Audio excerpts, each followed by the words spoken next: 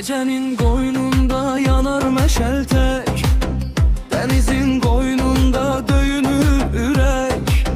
Polad iradeyle durur herkes tek, neftçi ellerinde vatana direk.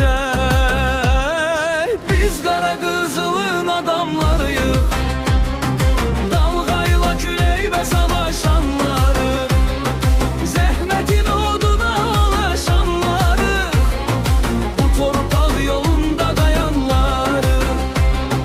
Biz kara kızılın adamlarıyız, dalgayla küleyle savaşanları, zehmetin oduna alışanları, bu torpaq yolunda dayanları.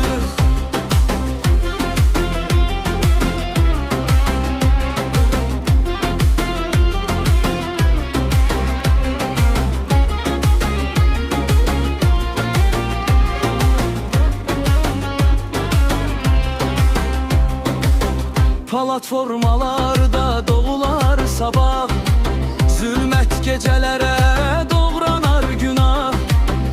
Emək nəğməsilə açılar sabah, döyməklə döyünər hər polad daya.